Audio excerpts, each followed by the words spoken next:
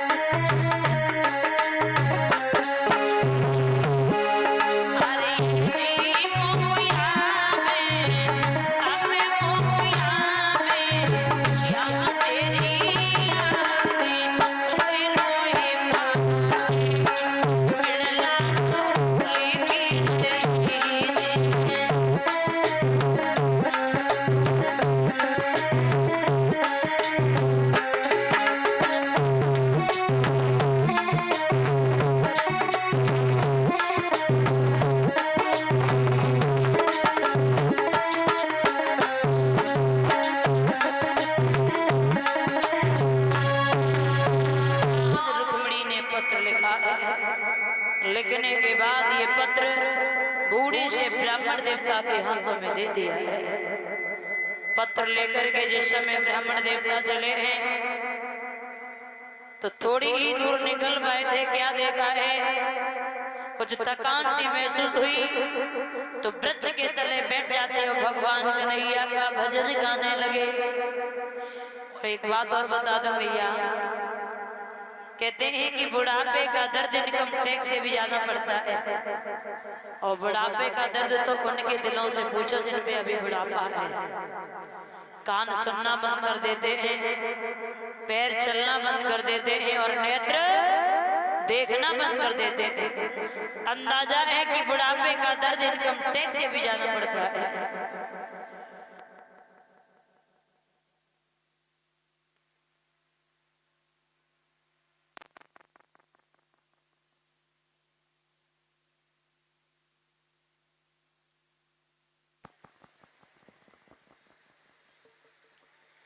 बोले गोविंद भगवान की।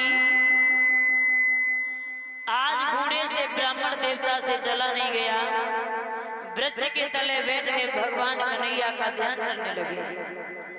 अब सभी भक्त थोड़ा थोड़ा साला लगाएंगे क्योंकि पत्र रुक्मिणी का जा रहा है तो कन्हैया तक आराम से पहुंच जाए। आज पंडित जी से चला नहीं गया तो भगवान कन्हैया की किस तरीके से आराधना कर रहे हैं। और बोले के मोए पीसम की लालों ने अबे जो है सुना सागरिया।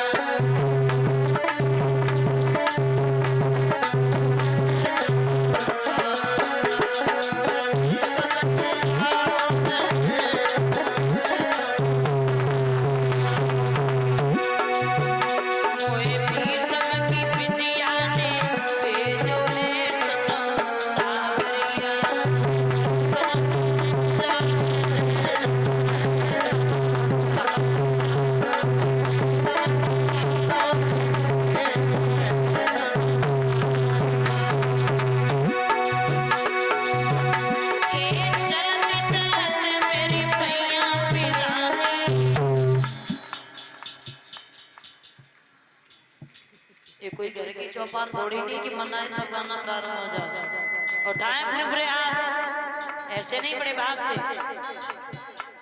अब ज्यादा समय नहीं और घंटा 1.5 घंटे की बात है। उसके बाद सोनम जी आपसे कहने के लिए नहीं आएंगे दादा, तो बड़े भाग से बोल लेते हैं आपकी बहन हूँ आपकी बेटी हूँ। और टाइम फिर और बड़े भाव से बोलेंगे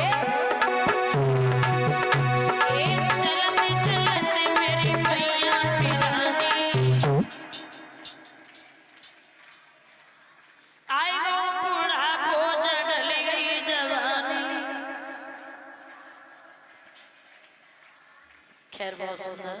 पीछे वाले भैया निवेदन है आप लोगों की तरफ से आवाज नहीं आ रही है तो ज्यादा नहीं थोड़ा सा सारा लगाते हुए बड़े भाव से बोलेंगे। उठाएं पूरे पूरे हाथ बड़े भाव के साथ बोलेंगे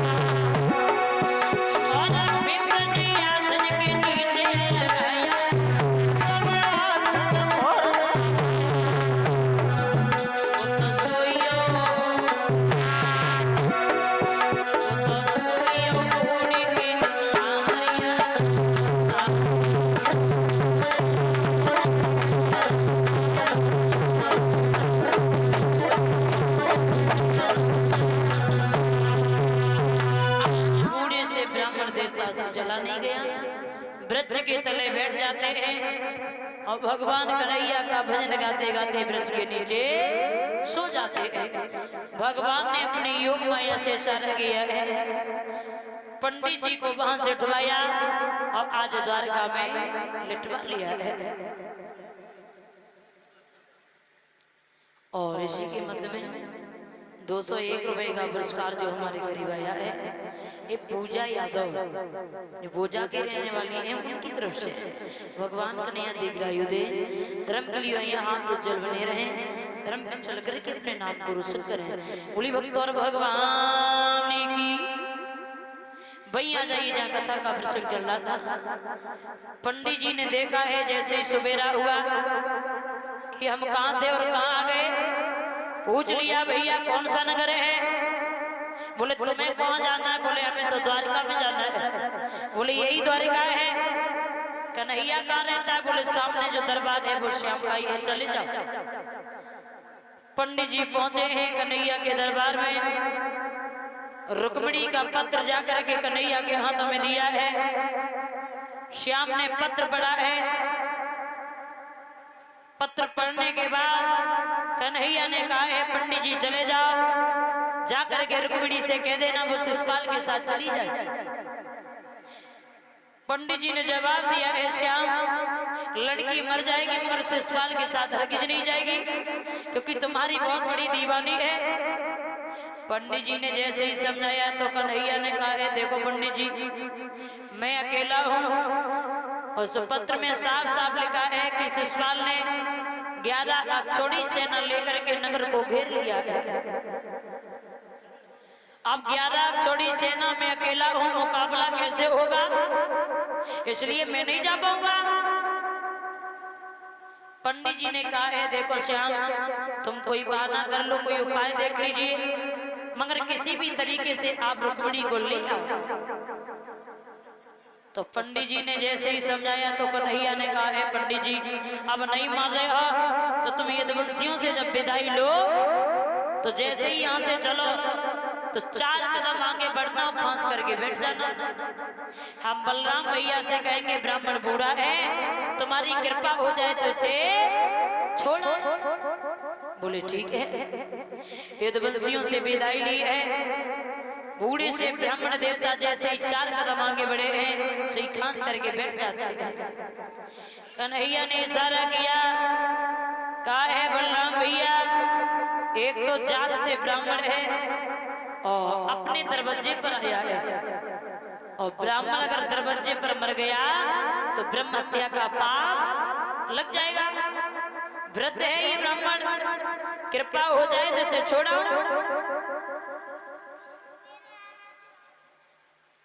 कलश वाली जितनी भी बहनाएं हैं वो आना जाए। और इसी के मध्य में ये शिवांश यादव नन्ना सा बालक जो मेरा सम्मान कर रहा है, भगवान को सद्बुद्धि प्रदान करे। बोली बाल कृष्ण भगवान की। बलराम ने कहा है कन्हैया तुम जहां भी जाते हो नए नए उल्हाने आते हम तुम्हें भेजेंगे नहीं। श्याम ने कहा है भैया वो तेरी मर्जी है, लेकिन इतना ध्यान रखना ये ब्राह्मण बूढ़ा है, अगर दरवाजे पर मर जाएगा। अरे यही बात रही तो मैं कहीं खड़ा नहीं होंगे, पंडित जी को छोड़ करके अपने घर आएंगे। तो बलराम ने कहा है नहीं मार रहे तो चले जाओ, लेकिन कहीं खड़े नहीं होना, बहुत जल्दी जाओ, बहुत जल्दी छोड़ के आओ। आज कन्हैया ने रथ को लिया, बूढ़े से ब्राह्मण देवता को रथ पे बैठा लिया है, और ये रथ भगवान कन्हैया ने जाकर के कुटुंब को उतार दिया। मंदिर के समीप खड़े हो गए, कहा है चले जाओ, जाकर के रुक्मिणी से कह देना वो पूजा के बहाने आए, हम यहीं से लेकर के चले जाएंगे।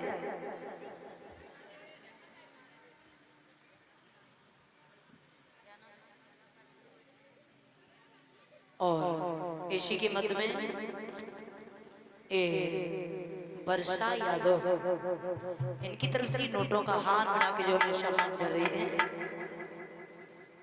समस्त स्टाफ को 21 मुद्राओं से जो सम्मान किया है, आशा करती हूँ धर्म के लिए आई हाथ जल बने रहे, धर्म पे चल करके अपने नाम को रोशन करें। बोलिए तो सल भगवान की। पंडित जी जिस समय पहुंचे हैं रुक्मिणी से कहा है रुक्मिणी कन्हैया का रथ आ चुका है, पूजा के बहाने चली जाओ, मंदिर के समीप खड़े मिलेंगे, वहीं से चली जाना। रुक्मिणी ने कहा ए पंडित जी आप जाओ। पंडित जी ने कहा हाँ तेरा काम हो गया, ना खाने की ना पीने की, चले जाओ। रुक्मिणी ने कहा है पंडित जी अगर मैंने आपको भोजन खिलाया तो बड़ा विलंब होगा और कन्हैया मेरे अकेले खड़े होंगे, आपका भोजन उधार है। जब मैं ससुराल में पहुंच जाऊंगी तब आपका निमंत्रण करूंगी, जी भर के खाना खा लेना आके। पंडित जी ने कहा है कोई बात नहीं, मैं जा रहा हूं। अब रुक्मिणी ने जब पूजा का थाल तैयार किया है, रुक्म ने देखा तो लड़कियों को इकट्ठा कर दिया, कह दिया जाओ रुक्मिणी के साथ में रहना, रुक्मिणी कहीं खड़ी ना हो, पूजा कराने के बाद इसे बहुत जल्दी महलों में लेके आओ। रुक्मिणी चली हैं सखियों के साथ में। क्या देखा है कि पहुंच जाती हैं जहां भगवान कन्हैया मंदिर के समीप व्रत लेकर के खड़े हुए हैं।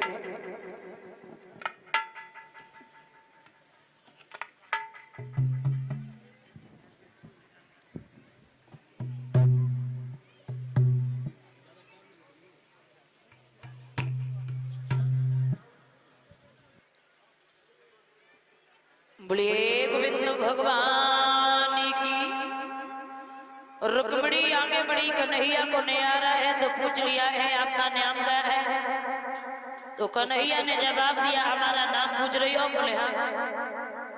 बोले हमारा नाम है कन्हैया। कन्हैया? बोले हाँ। कहाँ रहते हो? बोले हर जगह। लड़कियां हंसने लगी, जवाब दिया इनका कहीं ठिया ठोरी नहीं है। दीदी ने पूछा कहाँ रहते, वो कहते हैं हर जगह, लेकिन उन्हें नहीं पता है कि मेरे श्याम के लिए कोई जगह खाली नहीं रहती है। और इसी के मध्य में ये पुष्पों का हार बना के जो हमें सम्मान कर रहे हैं परम सम्मानी भैया गोलू यादव, 101 रुपए का पुरस्कार हमारे घरे भिजवा रहे हैं। भगवान कन्या सुख शांति प्रदान करे। बोली वृंदावन में हरि लाल की। रुक्मिणी ने जवाब दिया है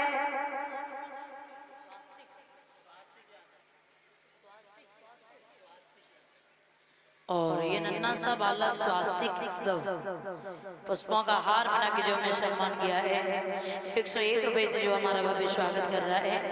आशा करती हूँ भगवान इस बच्चे के जीवन में खुशियां आती रहे, आगे चल करके भविष्य में अपने माँ बाप का नाम रोशन करे, ऐसी प्रभु से मेरी विनती रखा जाए। बोली कन्हैया लाल की। रुक्मिणी ने जवाब दिया है कन्हैया आपकी कमर में क्या है? बोले बंसी। बजा सकते हो? बोले नहीं। क्यों? बोले आज नहीं कल सुन लेना। बोले कल कौन सी मुहूर्त निकलेगी? आज सुनना है। बोले आज नहीं सुना सकता हूँ। क्यों?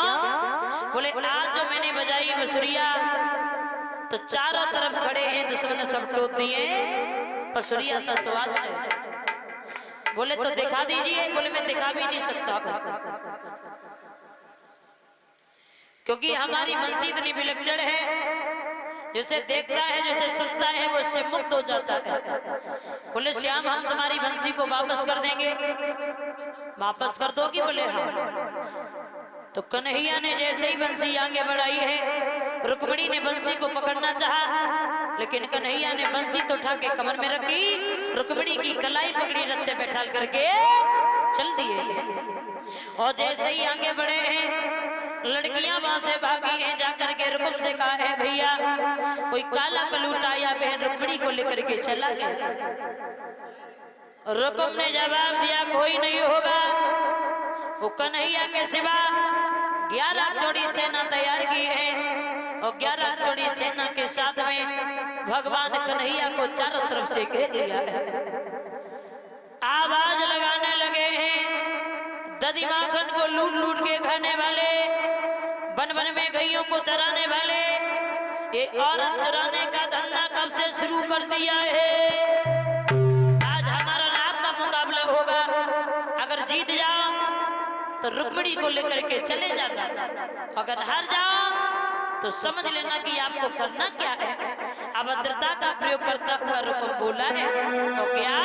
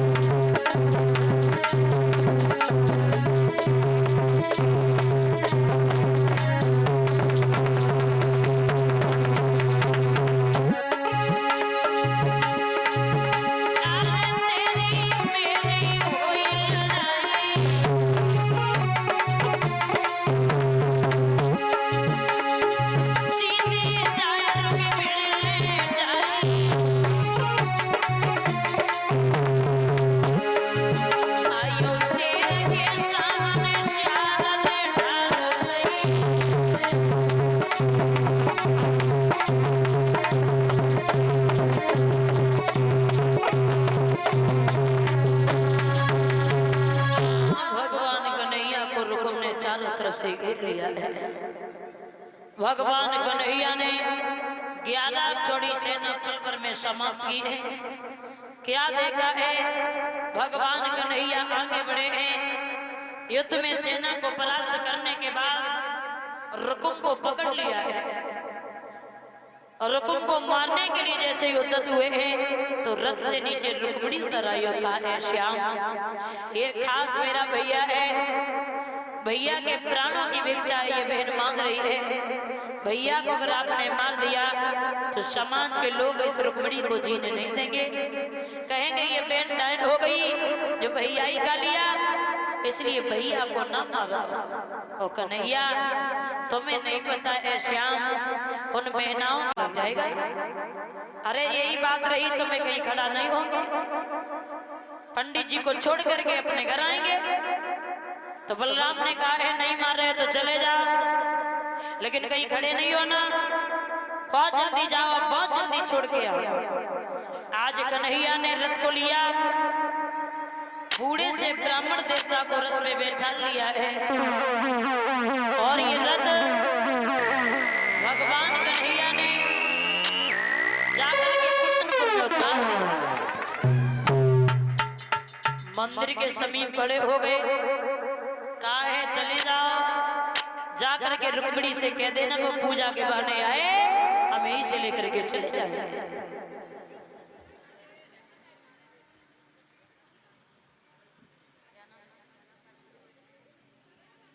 और इसी के मध्य में वर्षा यादव इनकी तरफ से नोटों का हार बना के जो हमें सम्मान कर रही है, समस्त स्टाफ को 21 मुद्राओं से जो सम्मान किया है। आशा करती हूँ धर्म के लिए आई हाँ तो जल बने रहे, धर्म पे चल करके अपने नाम को रोशन करें। बोलिए तो सल भगवान की। पंडित जी जिस समय पहुंचे हैं रुक्मिणी से कहा है रुक्मिणी कन्हैया का रथ आ चुका है, पूजा के बहाने चली जाओ, मंदिर के समीप खड़े मिलेंगे वहीं से चली जाना। रुक्मिणी ने कहा है पंडित जी आप जाओ। पंडित जी ने कहा हाँ तेरा काम हो गया, ना खाने की ना पीने की, चले जाओ। रुक्मिणी ने कहा है पंडित जी अगर मैंने आपको भोजन खिलाया तो बड़ा विलंब होगा और कन्हैया मेरे अकेले खड़े होंगे, आपका भोजन उधार है, जब मैं ससुराल में पहुंच जाऊंगी तब आपका निमंत्रण करूंगी, जी भर के खाना खा लेना आके। पंडित जी ने कहा है कोई बात नहीं मैं जा रहा हूं। अब रुक्मिणी ने जब पूजा का थाल तैयार किया है, रुक्म ने देखा तो लड़कियों को इकट्ठा कर दिया, कह दिया जाओ रुक्मिणी के साथ में रहना, रुक्मिणी कहीं खड़ी ना हो, पूजा कराने के बाद इसे बहुत जल्दी महलों में लेके आओ। रुक्मिणी चली हैं सखियों के साथ में। क्या देखा है कि पहुंच जाती हैं जब भगवान कन्हैया मंदिर के समीप रथ लेकर के खड़े हुए हैं।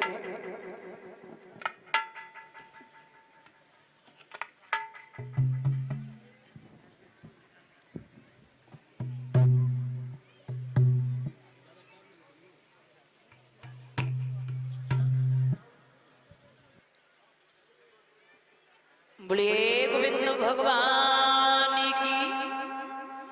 रुक्मिणी आगे बढ़ी, कन्हैया को न्यारा है तो पूछ लिया है आपका नाम क्या है, तो कन्हैया ने जवाब दिया हमारा नाम पूछ रही हो, बोले हाँ, बोले हमारा नाम है कन्हैया। कन्हैया बोले हाँ, कहाँ रहते हो, बोले हर जगह। लड़कियां हंसने लगी, जवाब दिया इनका कहीं ठिया ठोरी नहीं है। दीदी ने पूछा कहाँ रहते, वो कहते हैं हर जगह, लेकिन उन्हें नहीं पता है कि मेरे श्याम के लिए कोई जगह खाली नहीं रहती है। और इसी के मध्य में ये पुष्पों का हार बना के जो हमें सम्मान कर रहे हैं परम सम्मानी भैया गोलू यादव 101 रुपए का पुरस्कार हमारे घरे भिजवा रहे हैं। भगवान कन्हैया सुख शांति प्रदान करे। बोली वृंदावन में हरि लाल की। रुक्मिणी ने जवाब दिया है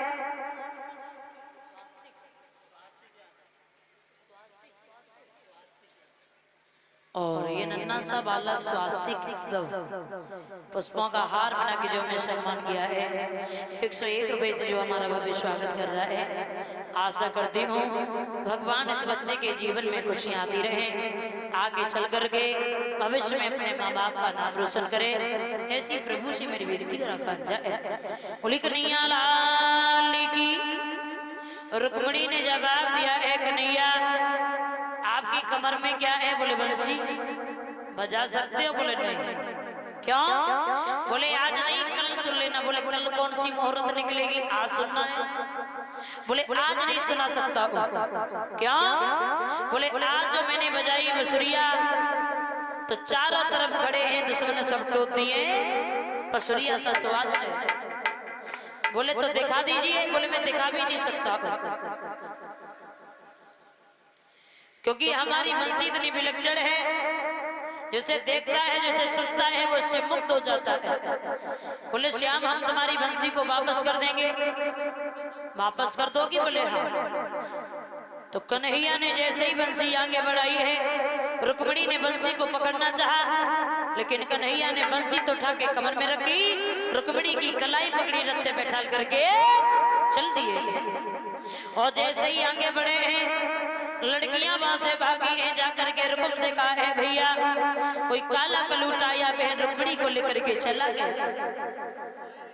रुकुम ने जवाब दिया कोई नहीं होगा, वो कन्हैया के सिवा 11 जोड़ी सेना तैयार की है और 11 जोड़ी सेना के साथ में भगवान कन्हैया को चारों तरफ से घेर लिया है।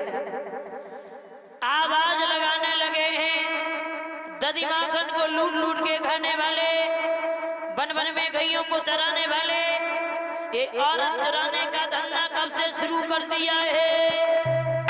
आज हमारा रात का मुकाबला होगा, अगर जीत जाओ तो रुक्मणी को लेकर के चले जाना, अगर हार जाओ तो समझ लेना कि आपको करना क्या है। अभद्रता का प्रयोग करता हुआ रुकुम बोला है तो क्या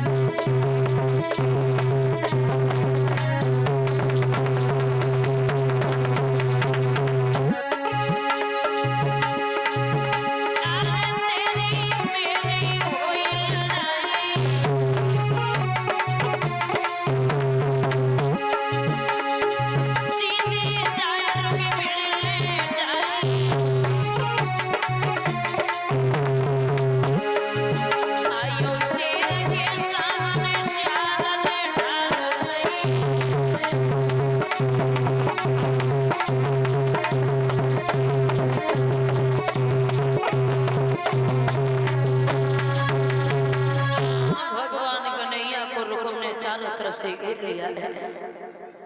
भगवान कन्हैया ने 11 जोड़ी सेना पल भर में समाप्त की है। क्या देखा है? भगवान कन्हैया आगे बढ़े हैं, युद्ध में सेना को परास्त करने के बाद रुकुम को पकड़ लिया है। रुकुम को मारने के लिए जैसे युद्ध हुए हैं तो रथ से नीचे रुक्मणी उतर आई और कहा है श्याम ये खास मेरा भैया है, भैया के प्राणों की भिक्षा ये बहन मांग रही है। भैया को अगर आपने मार दिया तो समाज के लोग इस रुक्मणी को जीने नहीं देंगे, कहेंगे ये बहन डायन हो गई जो भैया ही का लिया, इसलिए भैया को ना मारा। ओ कन्हैया तुम्हें नहीं पता है श्याम, उन बहनाओं